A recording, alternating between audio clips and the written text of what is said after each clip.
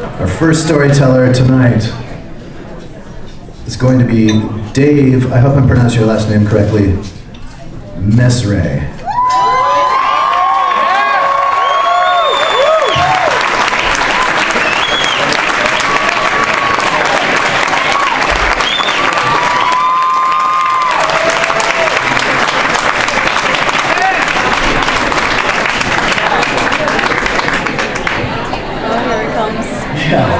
Apparently, the fire marshal is clearing a path for him now.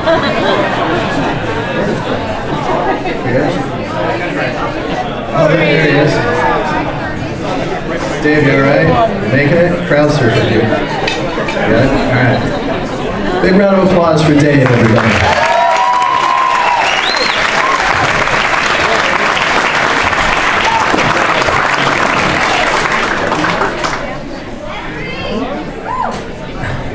Apologies in advance for my friends who've heard this one before.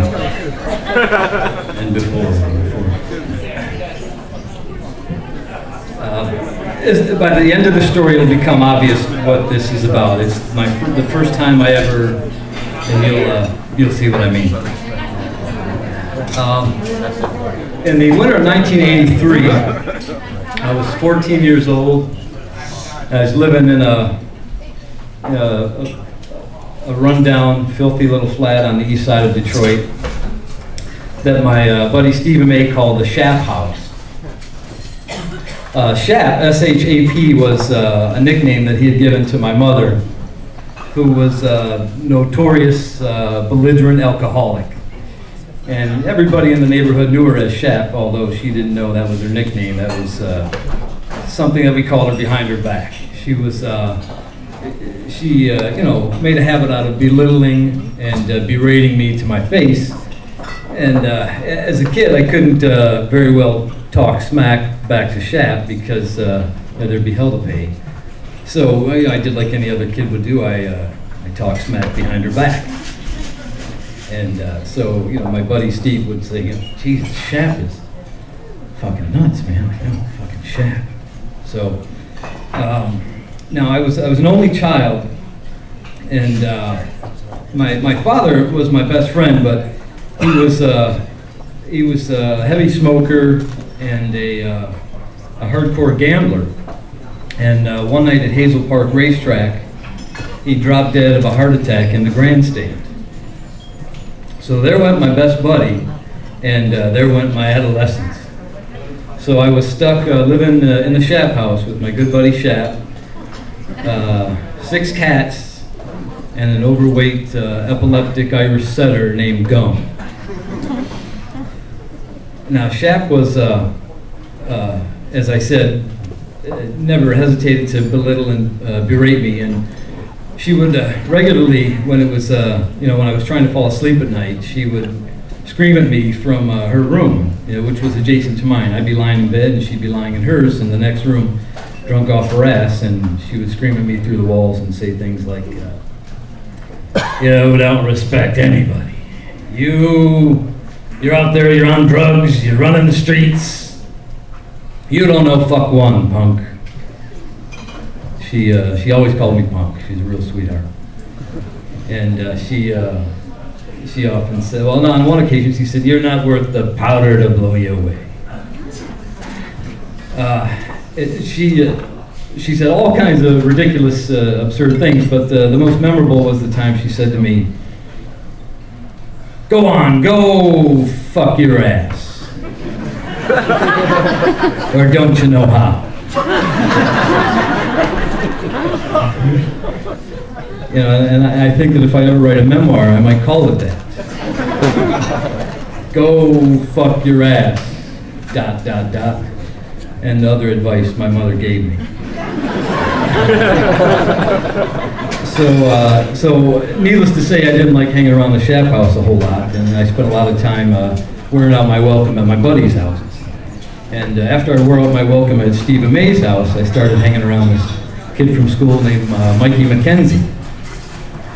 Mikey was one of the funniest people I've ever met, and a great prankster. He used to call up Dr. Sonia Friedman. If you remember her, she used to be in Detroit before she went to CNN, and he would just try to slip curse words past their censors. And he would succeed sometimes, and he would tape them and bring the tapes to school, and everyone got a big kick out of that. So one day, I think it was in December of 1983, again, we're 14 years old, we're sitting around his house. His parents are gone for some reason for a couple days, so it's just the two of us in the house, and we're sitting around eating cereal, you know, Fruity Pebbles or Tricks or what have you, and watching Inspector Gadget. I didn't even like Inspector Gadget, but, you know, being at home with Shaq. So I'm sitting there with a bowl of cereal, and Brian gets up for a minute, and he comes back, sneaks up behind me, and he whacks me upside the head with an empty 2-liter bottle of Coca-Cola. And he kept whacking me, and so I got up and I scrambled into the kitchen and grabbed myself a bottle of Coca-Cola, an empty plastic 2-liter, and you know, we get into it, going toe-to-toe, and the battle escalated, and he grabbed a broom and was swatting me with the broom, and so I grabbed a mop, and we're sort of jousting with brooms and mops in the kitchen, and he knocks the mop out of my hand, and at one point I grabbed a chair and was just sort of thrusting it at him like a lion tamer, trying to keep him at bay.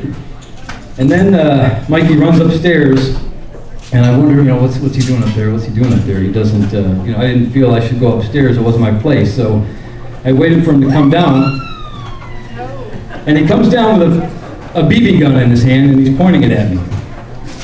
But then suddenly he hears the car door slam, and he thinks his parents are home. He hides the BB gun under a chair. He goes and investigates and finds out, no, it was just the neighbors, thank God. And when he comes back in, now I'm holding the gun.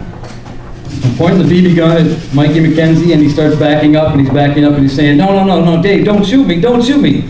Come on, man, it's a real gun. It's a real gun. I thought, well, he wouldn't have pointed a real gun at me in the first place. So he backs into the bathroom and closes the door, and I point the gun at the door, and I figured he's ducking down, he's crouching down, so I point the gun down where I think he's crouching, and at the last second, for some reason, I turned the other direction, and I pulled the trigger. Boom.